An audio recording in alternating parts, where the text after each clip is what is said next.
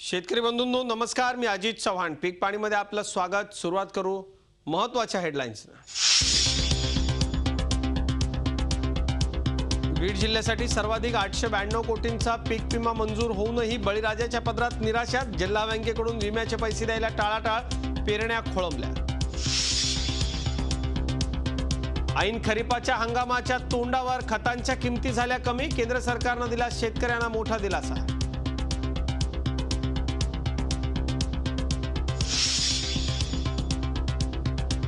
सोलापुरात दुष्काळाची धग सोसणाऱ्या शेतकऱ्यांना मशागतीसाठी लढवली अनोखी शक्कल. दुभत्या म्हशींच्या माध्यमातून केली मशागतीची कामं.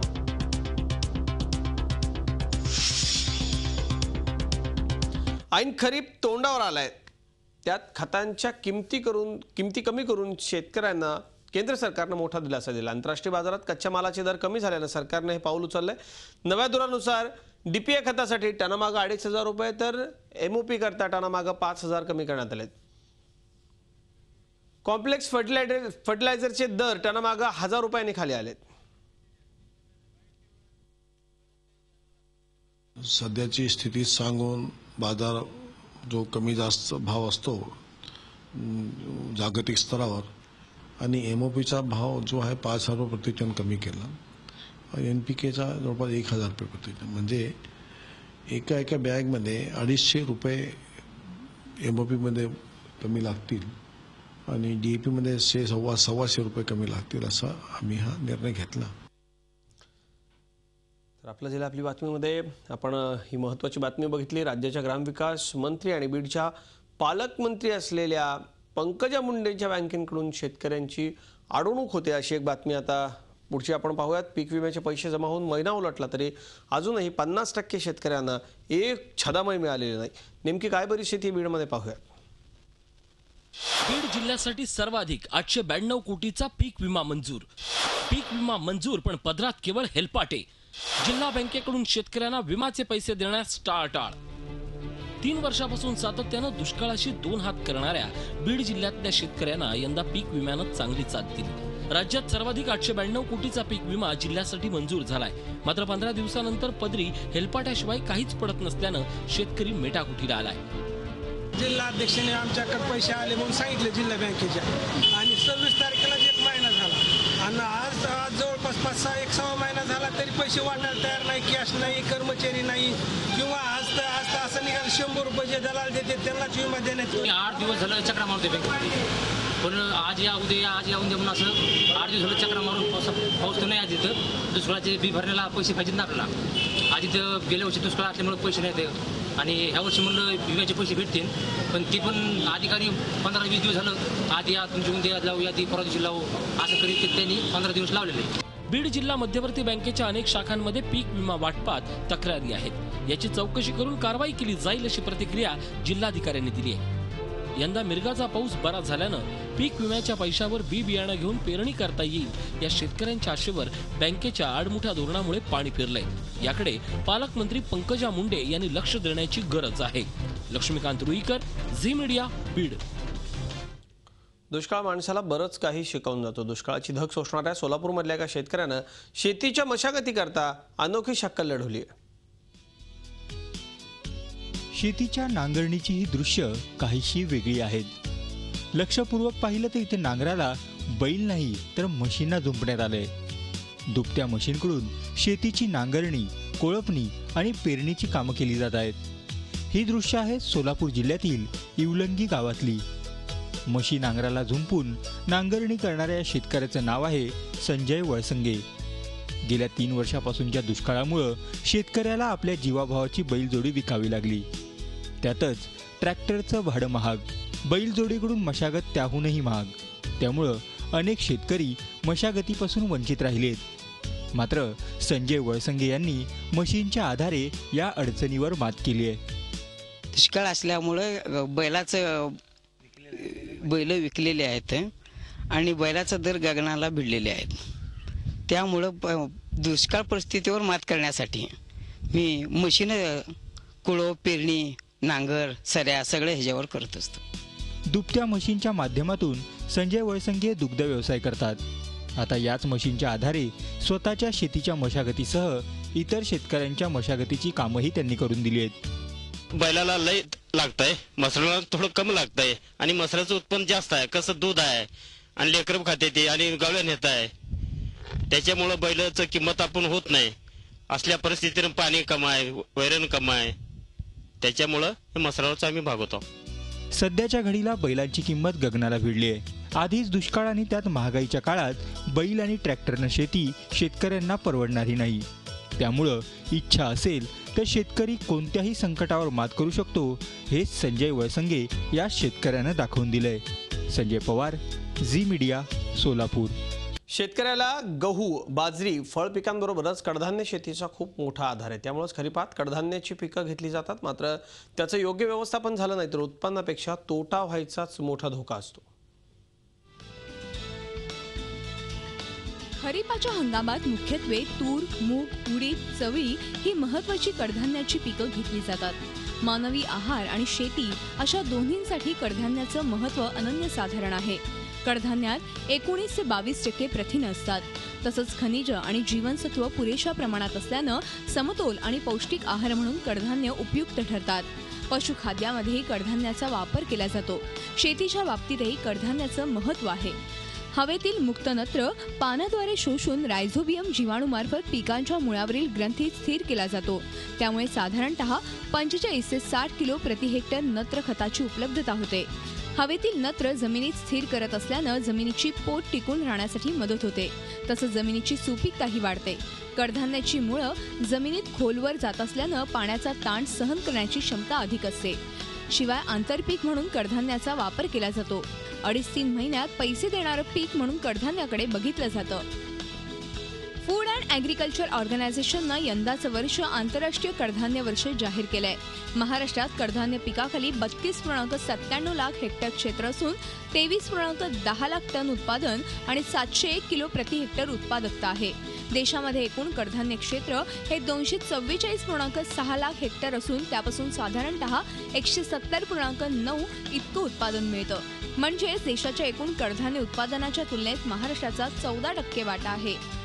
तर कडधान्य पिकं हे हवेतला मुक्त नायट्रोजन पानाद्वारे शोषून घेतात आणि ते रायझोबियल ॲक्टिव्हिटीद्वारे मुळावर त्याच्या नत्राच्या ग्रंथी तयार होतात आणि ते साधारणपणे पिकापरत्वे आपण जर बघितलं मूग, उडीद, कुळीद, मटकी, चवळी याचं साधारण 45 ते 65 किलो प्रति हेक्टर एवढा नायट्रोजन ते जमिनीमध्ये पीक तयार झाल्यावर ते रिलीज करतात किंवा त्यामध्ये जमिनीमध्ये नायट्रोजनचं प्रमाण आपल्याला नत्राचं वाढलेलं दिसून येतं.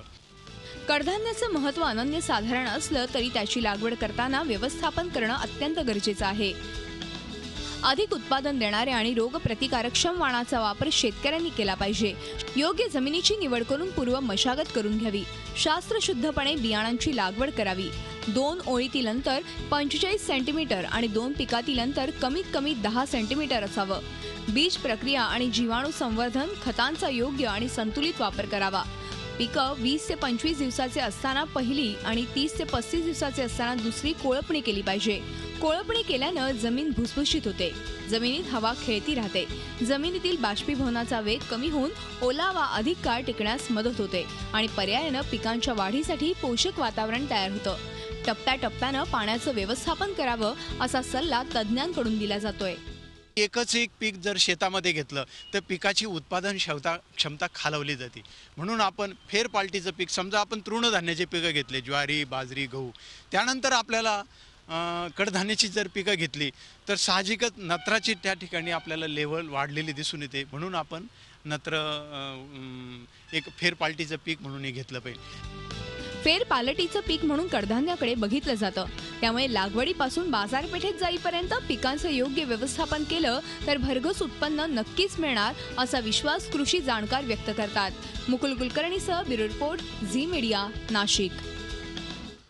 कडधान्याच्या व्यवस्थापनासंदर्भात चर्चा करण्याकरता आपल्याबरोबर महात्मा फुले कृषी विद्यापीठाच्या कडधान्य सुधार प्रकल्पाचे प्रमुख डॉक्टर मधुकर बेडीस उपस्थित आहेत. डॉक्टर बेडीस, आपलं खूप खूप स्वागत पीक पाणीमध्ये. आणि आपण डॉक्टर बेडीस यांच्याशी या खूप महत्त्वाच्या विषयावरती शेतकरी बंधूंनो बोलूयात. खरीप हंगामामधल्या कडधान्याच्या व्यवस्थापनाकरता डॉक्टर साहेब काय टिप्स सांगता येतील? मागच्या वर्षी आणि या वर्षीच्या टक्केवारीमध्ये काय फरक जाणवतोय आपल्याला? आता खरीपामध्ये प्रामुख्याने जे मुख्य कडधान्य म्हणजे ते तूर आहे, त्याच्या पाठोपाठ म्हणजे मूग, उडीद, नंतर हुलगा आणि मटकी, चवळी इत्यादी ही खरीपातील कडधान्य आहेत. आता याच्यामध्ये तुरीचं एक जर बघितलं, तुरीचं जे क्षेत्र जर बघितलं जवळजवळ 10 ते 11 लाख हेक्टर जातं. 2010 साली हे क्षेत्र 13 लाख हेक्टर क्षेत्रावर गेलं होतं.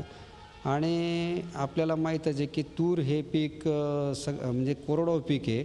जर चांगला जर पाऊस पडून गेला तर नक्कीच आपल्याला शेतकरी बांधवांना 2 पैसे मिळू शकतात. आता मागील वर्षी जर बघितलं तर जवळजवळ तुरीचे जी डाळीचे भाव पण आपण पेपरमध्ये बघतो की 200 किलो प्रति किलोपर्यंत गेले. आणि शेतकऱ्याला जी अख्खी तूर जे म्हणतो आपण धान्य म्हणतो तर त्याचं जवळजवळ 9 ते 10 हजार रुपये प्रति क्विंटल त्याला बाजारभाव मिळाला.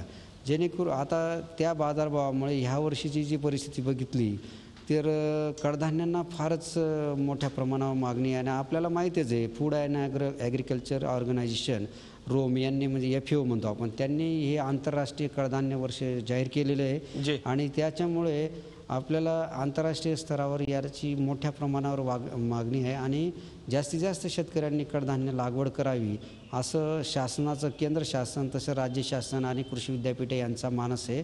आणि त्याप्रमाणे विविध योजनांचं सुद्धा आपल्याला म्हणजे योजनांची अंमलबजावणी करण्याचं माननीय कृषी आयुक्तालय पुणे तसेच मान्य कुलगुरू महात्मा फुले कृषी विद्यापीठ राहुरी डॉक्टर विश्वनाथ सर यांच्यासुद्धा मताप्रमाणे जे प्लॅनिंग झालेले आहे त्याप्रमाणे आणि डॉक्टर कोकाटे साहेब डायरेक्टर ऑफ एक्सटेन्शन यांनीसुद्धा ज्या काही विशिष्ट प्लॅनिंगच्या योजना आहेत तर त्याच्यामध्ये हे आवर्जून सांगितलं की हे याचं प्लॅनिंग कसं असणार, कडधान्य किती असणार, म्हणजे तूर किती असणार, मूग किती असणार, उडीद किती असणार आणि त्याच्यात कोणत्या जाती लावाव्यात आणि कोणत्या लावण्या. डॉक्टर बेडीस, महाराष्ट्रानं आत्ता दुष्काळ बघितला आहे. तुम्हाला सांगायचं म्हणजे जसं 2013-14ची आकडेवारी जर बघितली तर त्याच्यामध्ये एकूण जे कडधान्याचं क्षेत्र होतं म्हणजे खरीप रब्बी सर्वच तर ते 39.21 लाख हेक्टर होतं. आणि त्याची जी आपण एकूण उत्पादन म्हणतो ते 31 लाख टन होतं आणि सरासरी उत्पादकता 796 किलोग्रॅम प्रति एकर हेक्टरी होती.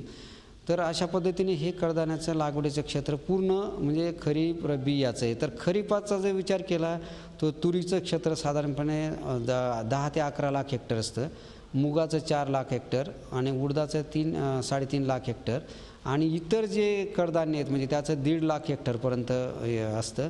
आता इतर कडधान्यामध्ये सुद्धा तुम्हाला सांगायचं म्हणजे हुलगा आहे, चवळी आहे, नंतर मठबीन आहे, ही सुद्धा अतिशय महत्त्वाची पिकं की ज्यांना बाजारभाव अतिशय चांगला मिळतो आणि त्याच्याकडे सुद्धा लक्ष द्यायला पाहिजे. अशा पद्धतीची हे क्षेत्र उत्पादन आणि उत्पादकता आहे. परंतु मागच्या वर्षीचा जर बघितला खरीप सीझन तर तुरीची उत्पादकता फक्त 323 किलोवर आली की जी मागील 10 वर्षामध्ये जवळजवळ 896 किलो होती. परंतु मागील वर्षी काय झालं की जो दुष्काळ पडला आणि 43 दिवसाचा लॉंग ड्राय स्पेल म्हणजे पूर्णपणे कोरडा भाग गेला म्हणजे पाऊस पडला पेरणीच्या वेळी परंतु नंतर काय झालं की 43 दिवस एकदमच दुष्काळग्रस्त परिस्थिती झाल्यामुळे त्याची जी शाकीय वाढ नंतर फुलोऱ्यातली वाढ ही खुंटली आणि फुलं गळण्याची प्रक्रिया सुरू झाली. त्याच्यामुळे ही उत्पादकता घटली आणि ज्या शेतकऱ्यांकडे थोडंफार संरक्षित पाणी देण्याची सोय होती तर त्यांनी ते संरक्षित पाणी देऊन तूर पीक जगवलं आणि त्याचंच ते थोडंफार उत्पन्न आलेलं आहे. म्हणजे जवळजवळ 1/3 म्हणजे 1/3 आपण तुरीचं उत्पादन झालेलं आहे म्हणजे फारच कमी झालं आहे. ह्यावर्षी तुरीचं उत्पादन जर अजून म्हणजे आता पावसाने बऱ्यापैकी सुरुवात केली परंतु काही भागात आहे तर ती सुरुवात चांगली जर अजून असली. डॉक्टर साहेब, खरं आपल्याला या कडधान्यांची डाळींची उत्पादकता वाढवण्याकरता काय केलं पाहिजे यासह अनेक महत्त्वाच्या मुद्द्यांवरती शेतकरी बंधूंना शंका असतात, त्याबद्दल आपल्याशी बोलायचं आहे. कडधान्याची उत्पादकता वाढवण्याकरता काय उपाययोजना करायला पाहिजे आपण प्रश्न विचारा डॉक्टर साहेब. डॉक्टर साहेब, काय केलं पाहिजे शेतकरी बंधूंनी, काय मार्गदर्शन कराल? शेतकरी बंधूंना माझं एकच सांगणं आहे की त्यांनी सर्वप्रथम एक महत्त्वाची काळजी घ्यायची. आता तूर लागवड जरी मी सांगितली तर तूर लागवड केल्यानंतर जी आता सरीवरंबा पद्धतीने केली तर अतिशय फायदा म्हणजे 2 फायदे होतात की जो पाऊस पडेल तो सरीमध्येच पडेल आणि पूर्णपणे पावसाचा उपयोग त्या पिकास होईल. दुसरी गोष्ट अशी की पेरणी केल्यानंतर वापशावर शेतकरी बंधूंनी लगेच पेंडी मेथी नेऊन त्यालाच बाजारी नाव स्टाम्प म्हणतात तर ते एकरी 750 ml प्रति हेक्टरी एकरी फवारायचं आहे.